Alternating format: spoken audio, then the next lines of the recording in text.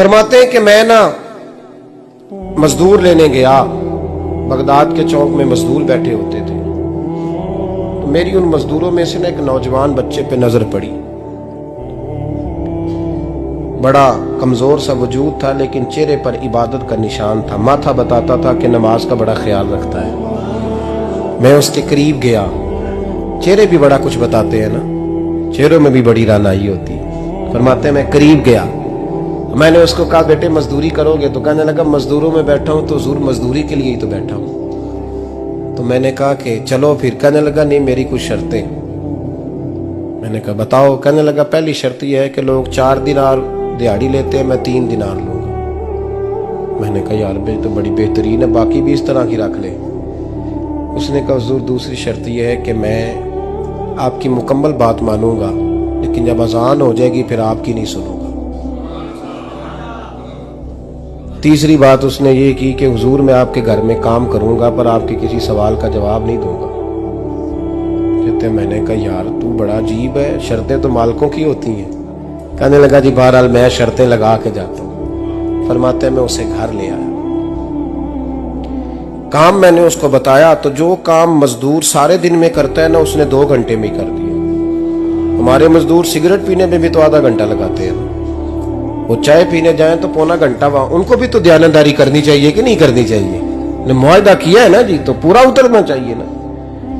कहते 2 घंटे में। अब काम जब बंदा शुरू कराता है तो काम और निकल आता है। कहते काम मैंने उसको और बता दिया, वो करने लगा। उसने मिट्टी निकाल के रखी थी बाहर रास्ते में, तो अजान हो गई जोर की। उसने वहीं कुदाल छोड़ी कही और चलने लगा। तो मेरा बेटा कहने लगा इसको जरा बराबर कर दो। कहने लगे चुप कर जा, तेरे बाप से बात हुई थी, जब अजान होती है तो मैं किसी और की नहीं सुनता, सिर्फ अल्लाह रसूल की सुनता हूं। कहते मस्जिद चला गया, नमाज पढ़ के आया तो दोपहर का वक्त था। मेरी बीबी कहने लगी इसको को खाना खा ले। कहते हमने कहा खाना खा लो, तो कहने लगा मैंने रोजा रखा हुआ, रमजान भी नहीं था, नफली रोजा रखा हुआ। फरमाते हैं शाम हुई, मैंने 3 दिनार दिए, तो मैंने कहा तेरा नाम क्या है? कहने लगा मैंने आपसे कहा था मैं किसी सवाल का जवाब नहीं दूंगा। तो वो चला गया। अगले दिन मैं फिर लेने गया उसे, काम कुछ और निकल आए, तो लोगों ने बताया वो सिर्फ हफ्ते वाले दिन आता है। मैंने कहा क्यों? कहने लगे जी वो कहता है मेरा हफ्ते का खर्चा 3 दिनार है, जब 3 दिनार कमा लेता हूं तो बाकी सारा टाइम अल्लाह रसूल की जिक्र में गुजार दिया करता हूं। फरमाते हैं जी अगले हफ्ते मैं फिर लेने गया, मैंने पूरा हफ्ता इंतजार किया कि काम उसी से कराना है। मैं जब गया तो मैंने कहा चलो। कहने लगा मेरी शर्तें याद है ना? और मैंने कहा याद है भाई साथ चल। फरमाते हैं काम कराया, 2-3 हफ्ते वो आता रहा। एक हफ्ते में गया तो लोगों ने कहा हुजूर आज नहीं आया। क्यों? कहने लगे बीमार हो गए। कहाँ घर है? कहने लगे बगदाद के कब्रिस्तान के पीछे जो कच्ची आबादी है उसमें रहता है। फरमाते मैं गया, दरवाजे पे दस्तक दी तो कहने लगा हुजूर आप हैं? दरवाजा खोला है, आ जाइए। फरमाते हैं मैं अंदर गया तो मैंने कहा तुम्हें कैसे पता चला मैं आया हूं? कहने लगा हुजूर अल्लाह वाले हो, आप नहीं आना था, वरना अमीर तो गरीबों का पता लेने कोई नहीं आते। कहते मैं करीब गया तो कहने लगा मैं आपका इंतजार कर रहा था, तेज बुखार है, तप रहा। जेब से कुछ पैसे निकाले, कहने लगा ये पैसे रख लें। एक अंगूठी निकाली, कहने लगा हुजूर आज रात को मेरा इंतकाल हो जाएगा, इन पैसों का कफन खरीद के सुबह जनाजा पढ़ के मुझे दफन कर देना, और जब दफन करो तो ये अंगूठी लेके असर के बाद हारून रशीद के पास जाना। आप उसे कहना मैंने मिलना है, पर वो आपको टाइम नहीं देगा। आप उसको आवाज दीजिएगा कि तेरी एक अमानत है मेरे पास, फिर वो आपसे मिलेगा तो अंगूठी दे दें, फिर आप मेरी तरफ से फारिग हैं। हजरत फरमाने लगे तेरा नाम?